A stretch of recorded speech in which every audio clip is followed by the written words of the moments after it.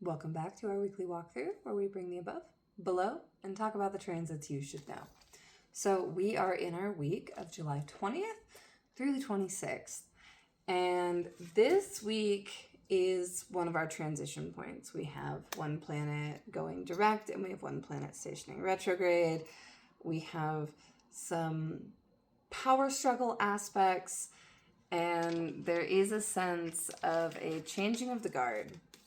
So with that, I got 3 cards for the week. We have our Fool reversed, who is the wonderful buoyant rubber ducky, but this is kind of the energy of thinking things are going to be easier than they are and assuming that you're safer and more prepared and that things are more low risk than they are, and an encouragement to tread carefully.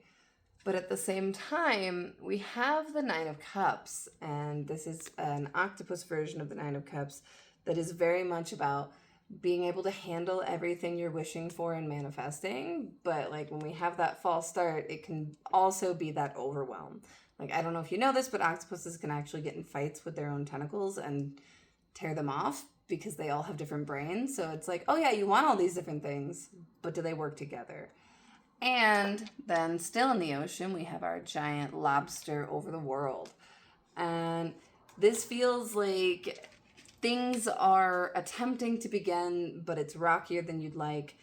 And the ending can feel very overwhelming. I'm expecting more things on a collective level. And I will give voice to it. We are in Beiralt's basket, and everybody is talking about it. And you will hear it called basically anything with a B plus basket, tons of puns. And it's essentially just an aspect pattern that creates a basket in the sky. So a lot of planets are moving towards the same agenda, and there's a lot of speculation about whether this is good, whether this is bad, what's filling the basket, and who it benefits. And I mean, that answer is really what charts it's interacting with. Like, it's going to be good for some people, it's going to be overwhelming for others, and the basket may get flipped on top of some folks. So with that, we do have some of that hope vibe that a lot of people are promising with it, with the dove for Monday. And on Monday, we're looking at the Jupiter-Neptune trine, and that's at 1:23 a.m. Mountain Time. So for some of you, this is actually Sunday. And this is very spiritual. This is very dreamy. This is being inspired, checking for signs and omens and the somethings out there. We also have our Libra moon opposite Saturn.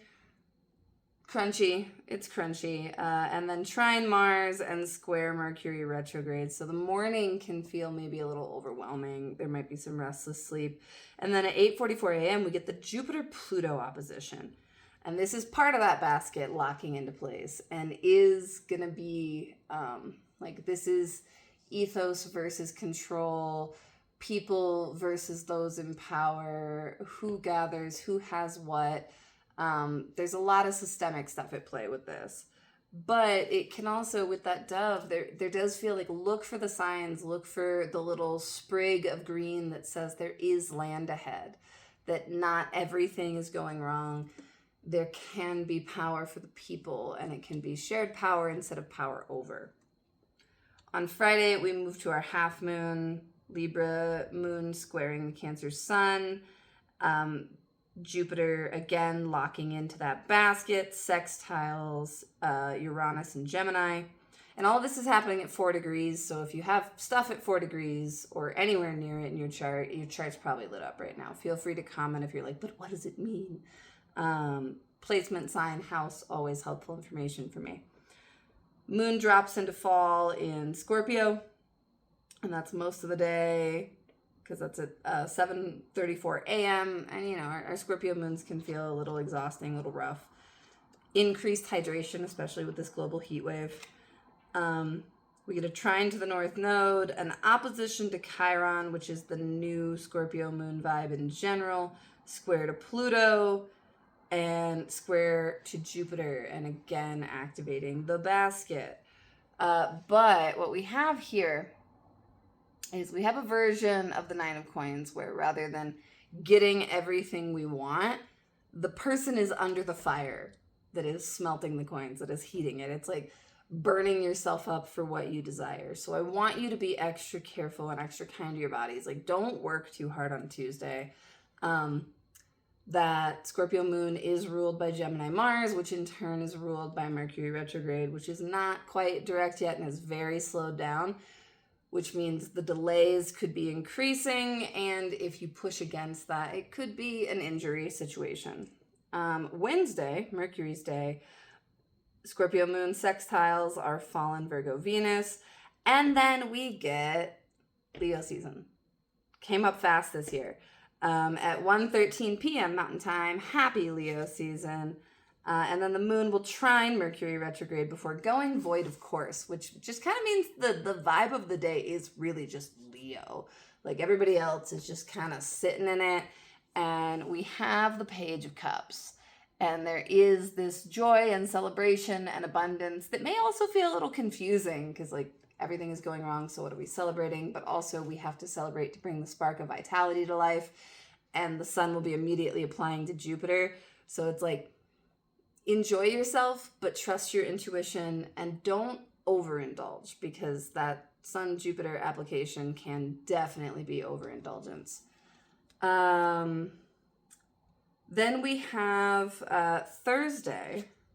We get the Leo sun immediately square Chiron in the morning. So there can be some like, well, this isn't what I wanted. Like things were supposed to be better. Why doesn't this feel as good as it should? Which is kind of the question of our age. Let's be real. And then Mercury stations direct. Stationing days are punctuation points. They're applying pressure to it. So whatever happens, whether it's a retrograde station or a direct station, does tend to have more impact, especially if Mercury is your time lord. So pay attention to Thursday. That stationing is at 4:57 p.m. Mountain Time. Not necessarily the best time to like order food or like delivery or anything in the evening. It's more likely to go wrong at that point, just as a heads up. We also have our Sagittarius moon at the bending of the nodes and then trine the sun. So there is some extra confusion on Thursday that I want you to look out for, especially because we have the undead. So the undead is the death card if you failed to transform. It's the stuff that just keeps sticking, that just won't die, that you just can't get rid of. Pay attention to what that is. Those sticking points are tricky.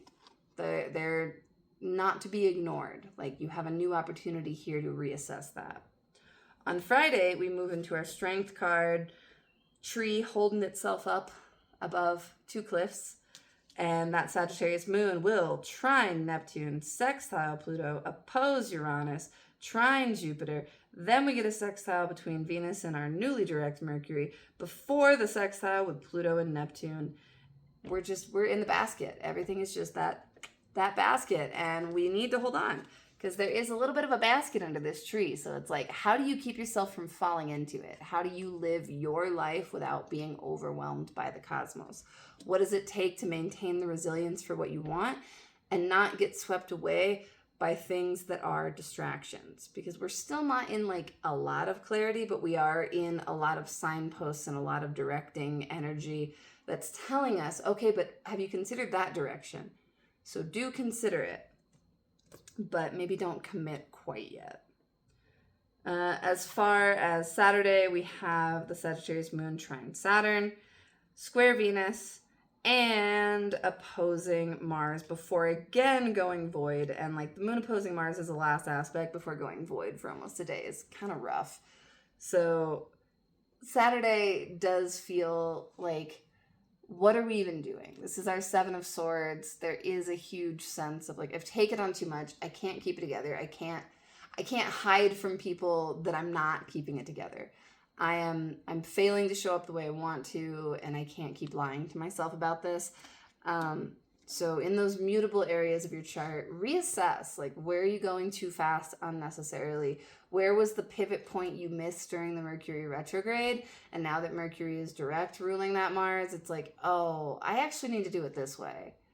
And just let yourself slow down. Let yourself ground into an increasingly slow Saturn, which brings us to Sunday.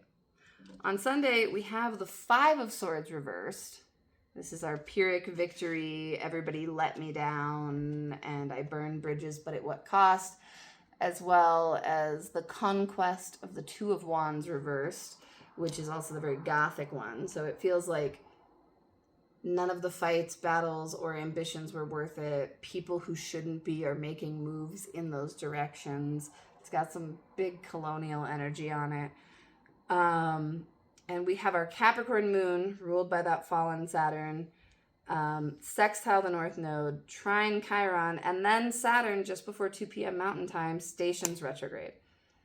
It's not the biggest deal ever, you know, the outers, and starting with Saturn, it's once a year for the majority of the, like, half the year. Half the year you get all of these planets are retrograde. But again, those stationing days can be very educational. They can tell us, like, oh, what is this chapter of the transit about now? And then the moon will square Neptune before the North Node moves into Aquarius. Yes, some people will argue this, mean, true node, etc., etc. Everybody uses different nodal calculations, but we're right on the edge there. We're really close to it. And that full moon is coming in hot next week. So with that, on Sunday, again, we're focusing on the slowness. We're focusing on the punctuation. We're focusing on, all right, how do I assess after the damages? What do I really need to do? And speaking of going slow, I've gone way over this time. So I'm going to call it here, but I hope you have a good week. And yes, keep one eye on the news, but also where are you standing? Look at where all of this is happening in your chart. Look at your own little basket and see which placements of yours are filling it and which ones are opposing it. See where the good is and see where you really need to get rid of that stuff that is too old and too lingering. All right. I love you. Happy week, y'all.